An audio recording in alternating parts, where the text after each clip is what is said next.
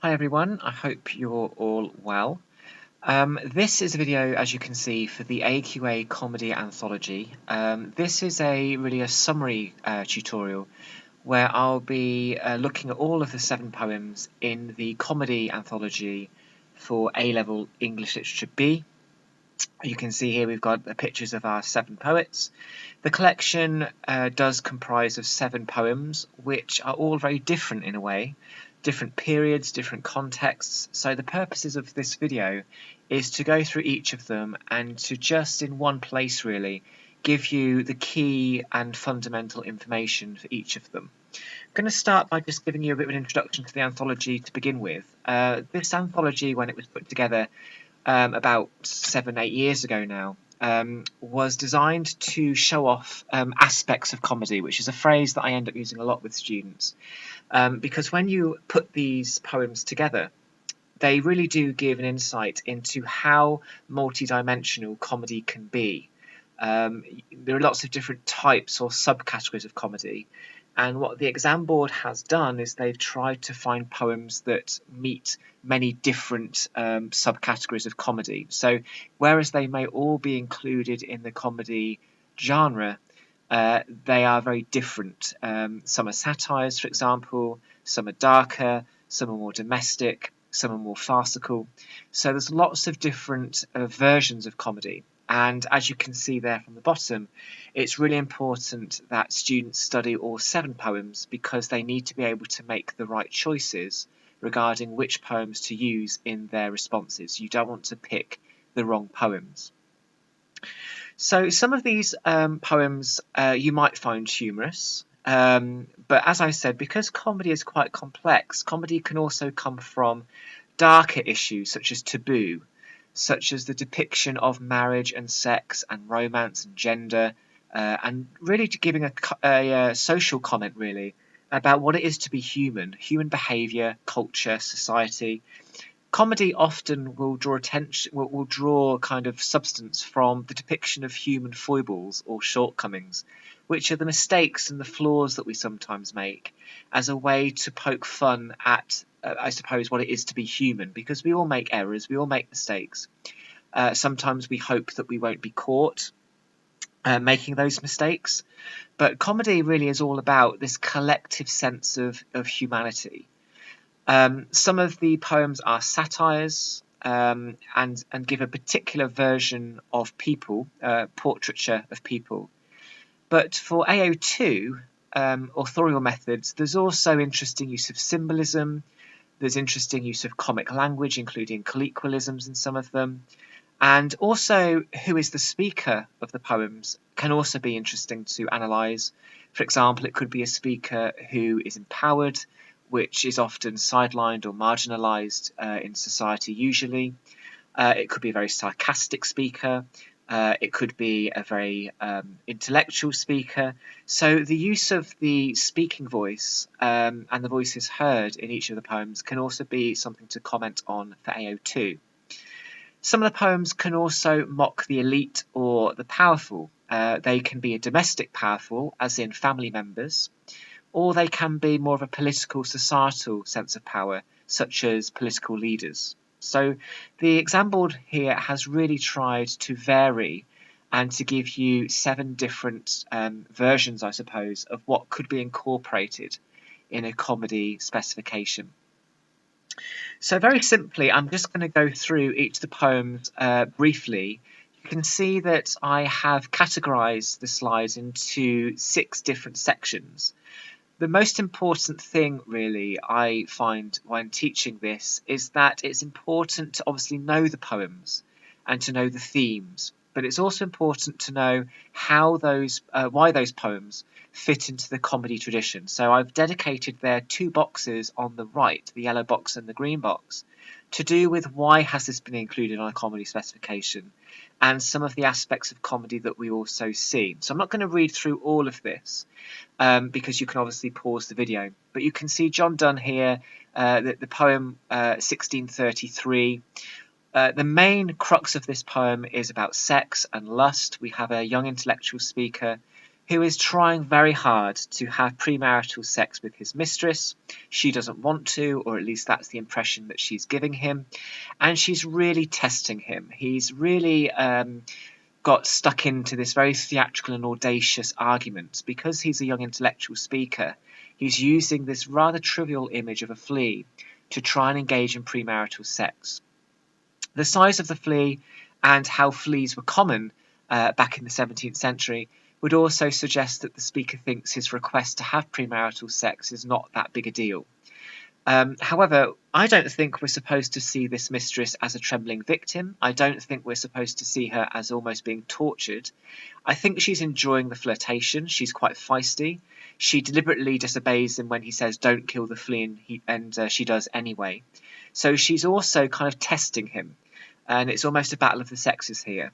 So if you are going to be analysing the Flea, it's important to make reference to the fact that this is a metaphysical poem, because we have an extended metaphor or a conceit where the flea is being made metaphorically likened to premarital sex.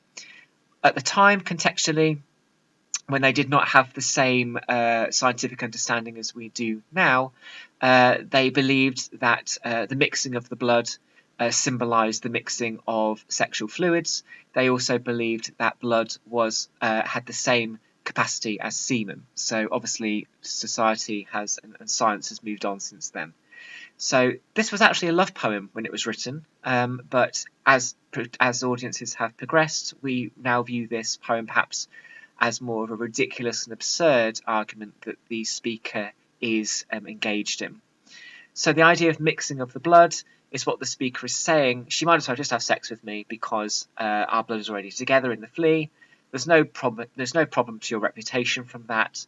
To kill the flea would be to kill us both and the flea. She does anyway. But again, the speaker then has to change his argument and make out that it's not a big deal. So she should just give way. In the second stanza of this poem, there's lots of reference to marriage bed, and there's a religious element to this poem as well, in terms of how controversial it might have been at the time for John Donne to be using religious language to justify some kind of sexual desire. So if you require any more information about the Flea, then please look at my video for the Flea, which will be in the same playlist as this video. Satirical Elegy, moving on, is from 1765, so we're now in almost the mid-18th century. And Jonathan Swift was well known as a satirist. He often mocked political elites. He wrote a number of pamphlets. This is a Juvenalian satire because it's aggressive. It's quite sarcastic. It's designed to be quite bitter. It's written in iambic tetrameter and couplet, so it really gets a sense of a barrage of insults, really, to the Duke of Marlborough, who was accused of being a war profiteer. This is a satire. We still have satires today, for example, through publications like Private Eye. So satire is often a cornerstone of comedy. Satire's job really is to bring about change, but it does so by bringing to the forefront of our minds some sense of inadequacy or incompetence, particularly of the elite. They can include royal family members, politicians, or celebrities, or anybody who has influence and wealth. And we quite like it in British society anyway, when people who are regarded as elite are brought down a peg or two by satire. If you look in tabloid newspapers, you will often find lots of comment and lots of scathing criticism of incompetence in, for example, government. We don't like it when we feel like it's one rule for them and one rule for us. So there's a very ironic speaker in this. He's the Duke of Marlborough is called a mighty warrior. That's clearly ironic. There's lots, again, of religious and biblical metaphor to do with being sent to hell for eternal damnation. The idea is that the speaker says this Duke should have died before. He lived too long. And as this funeral procession comes forward, nobody actually is interested, it seems. They all just let the hearse pass by unnoticed. What's also worth saying is that this is really an attack of vanity. It's an attack of pride, that just because you have influence, just because you have money, doesn't mean you are invincible. And the poem ends with that reference to dust, the idea being that we will turn to dust from whence we sprung anyway. So your reputation is doesn't become your property anymore upon your death. The fact that this is an elegy is also worth saying. Obviously, the speaker calls this an elegy. An elegy is usually written respectfully, mournfully. An elegy might be read at a funeral where somebody says how much they will miss somebody, but also celebrate their life. And clearly, the title is therefore ironic, because this is not an elegy. This is just almost a diatribe or a big rant about somebody who is regarded as incompetent. So this is a much more political angle perhaps, but importantly it draws upon how satire is often a cornerstone of comedy. Very different to that is Tam O Shanter. This is the longest poem of the collection, written in 1791 by Robert Burns. Again, if you need any more information about these poems, then please look at the videos that I go through each poem separately. This is a narrative poem. You could call it a mock epic narrative poem. This is one of Robert Burns's, I think, well-known poems, simply because it has lovely passages in it about simile and about time passing.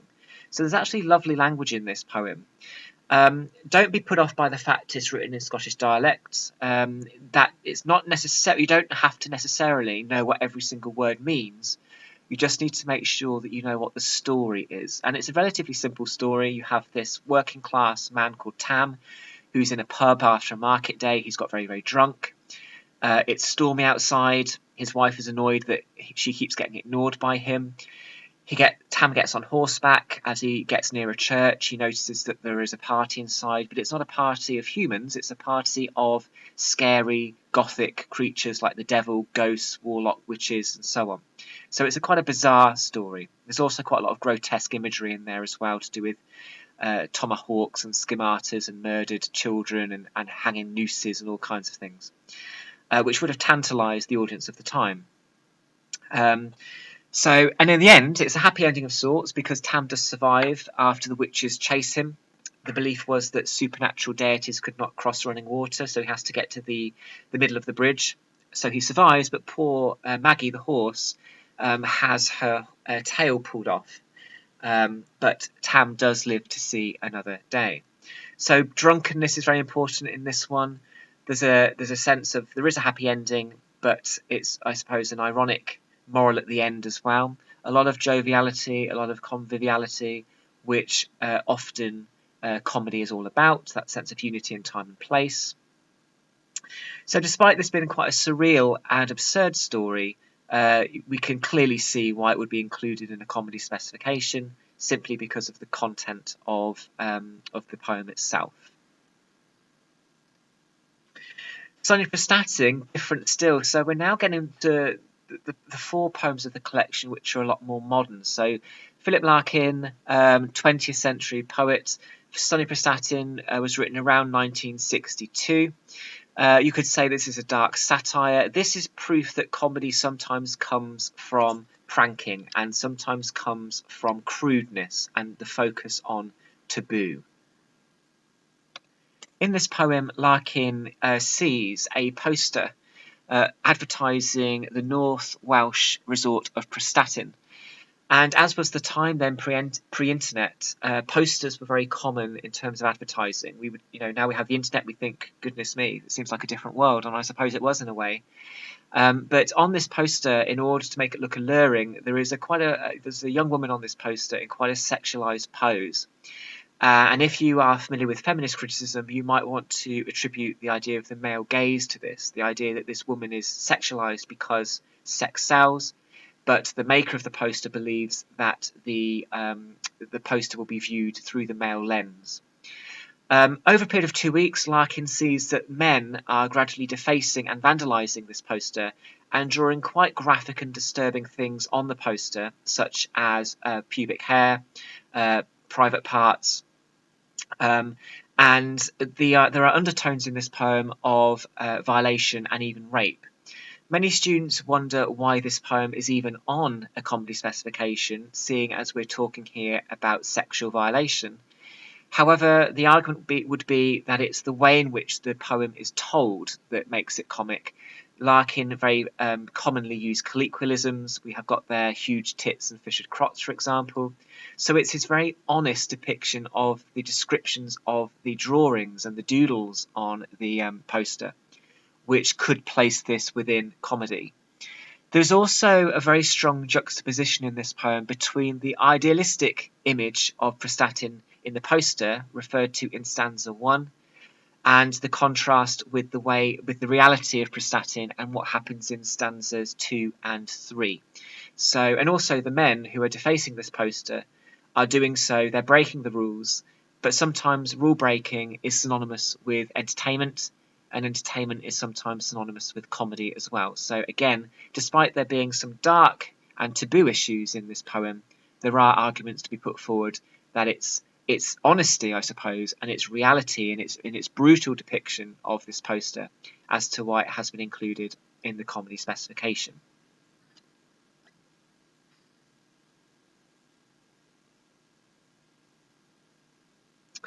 Not My Best Side, 1978 by UA Fanthorpe.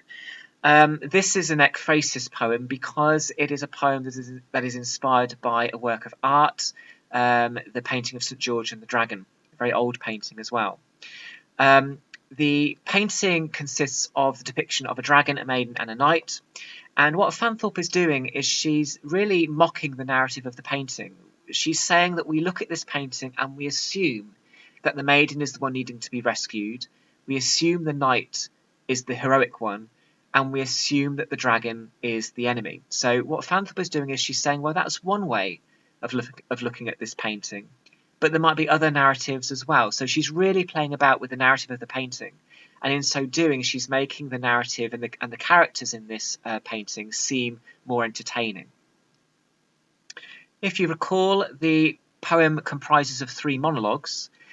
So each of the characters gets a particular voice, but what links all of the characters together is the fact that they're all quite vain, they're all quite self-obsessed, and you could argue that they're all to some extent quite arrogant and egotistical as well. You have the fact, the triviality of the maiden being seconds away from potential death, and yet she's not worried about her life, she's worried about the appearance of the knight, whether he has blackheads or bad breath or acne or not, which is a very trivial thing to be concerned about. I often say to my students, if you imagine that you were drowning in a swimming pool, you're not going to be concerned, I would think, about whether or not your lifeguard had a six-pack. That is what the maiden is doing. She's placing facades and superficiality over the importance of her life. It's also quite absurd that the dragon is talking to us, because obviously the dragon is supposed to be a mythical, nasty, antagonistic beast, and yet in this poem he's talking, but he's also quite friendly, he's also quite informal. He even says that he finds the maiden ugly, he doesn't even want to eat the maiden, and the maiden doesn't even want the knight either. The knight is egotistical, he's arrogant, he's basically saying, I'm the best there is. He's really quite critical of the maiden for making life difficult for him in terms of not really understanding why she doesn't want him. The maiden, though, is far more interested in the dragon, strangely, and she compliments his sexy tail and also the fact that she's pleased by his lovely green skin as well. So all of them are very obsessed with themselves, really. And Fanthorpe comically completely subverts the heroicism of the knight.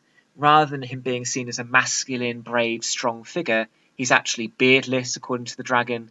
If you look at the painting, he actually looks like a toddler as well. So it's not particularly a brilliant painting to show masculinity either. And contextually, Fanthorpe is parodying the self-obsessed people of the 1970s, particularly younger people, and their drive for achieving, I suppose, perfection. Moving on to my rival's house, much more recent, 2011, Liz Lockheed. This is, again, different. Again, it's much more of a domestic satire. There is a strong sense of rivalry, as you might expect in this poem, between the mother-in-law, who is the comic villain in this poem, versus the speaker of the poem, which is the daughter-in-law. In summary, the daughter feels, while she's in the setting of the house, that she cannot relax because the mother-in-law has all the power.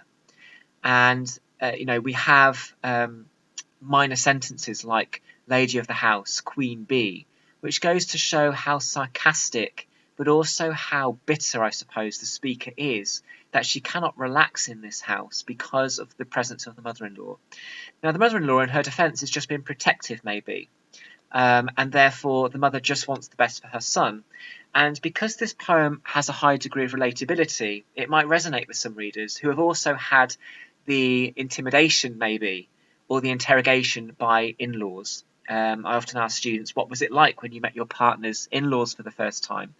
And I've heard some right horror stories. So it might be interesting to start a debate and ask, what was it like when you met your partner's parents for the first time? Sometimes you might be lucky, sometimes you might not be. And that's why the word potluck is in there. Never, never can escape scot-free the potluck of family, it says. So again, sometimes you're lucky, sometimes you're not. Mother-in-laws are often the subject of many jokes and gags. For example, Les Dawson was well known for writing lots of mother-in-law jokes. But usually mother-in-laws are attacked by a male perspective, not from a female perspective. So Lockheed changes the angle for this. And the setting is also very important. The middle-class home acts as a facade to hide the deep-seated feelings of bitterness and resentment. The feeling that she has to take off her shoes so she can't relax. The feeling that she has to drink a bitter cup of tea even though she hates the taste of it. All things that she's trying to do to maintain respectability and manners because she doesn't want to give a bad impression in the mother-in-law's eyes. So the setting is very important in terms of the dynamics in this poem. Finally, to Sisyphus from 1999, a collection of poems where Duffy does look at lots of well-known historical male figures, but gives the women in their life a voice. And Duffy regarded as a feminist poet, so it's no wonder that Mrs Sisyphus follows the same pattern. This poem is about Sisyphus, the myth of Sisyphus, who was punished for eternity by Zeus to push a boulder up a hill for eternity for his deceitfulness. And obviously when you push something round up a hill, it will only roll back down again. So that's the idea that his work is never done. What Duffy does is she, I suppose, comically undercuts that myth by linking Sisyphus's work to what we would now call a workaholic. The idea that the wife is so fed up and frustrated that she is neglected, while her husband lacks the backbone and the wisdom to realise that what he's doing has absolutely no benefit at all to anybody, and yet he carries on doing it regardless. So it's really, I suppose, an attack on being a workaholic and being in a bubble of work and neglecting any sense of family or any sense of relationships. Some of us might know what it's like to be in a relationship with a workaholic, for example, or to be doing a job that's quite arduous and rather repetitive. The language is key in this poem again. This is not a doting, caring wife. This is a wife who is sarcastic, mimics him, mocks him. She calls him a jerk, a Burke, a dork. She dismisses what he says as a load of old bollocks. So again, the colloquialisms there clearly place this within a comedy specification and that degree of dysfunctionality between the wife and the husband. So you could argue that Sisyphus is seen as foolish, he's egotistical, but the way in which Duffy uses the Greek myth is a way which kind of comically updates it for a satirical depiction of marriage, but also perhaps an entertaining picture of dysfunctionality as well. So that concludes this video. I hope that's been useful, giving you just a quick introduction and a quick summary for the main points of each of those poems. The idea is in the exam you would talk about at least 2 of them if the question says so. So as a minimum you will usually be talking about 2 poems, so you will need to pick that second poem wisely for the AS year, or both poems wisely for the A level when you write one essay about another text as well. Okay, so that concludes this video. Thank you very much for watching.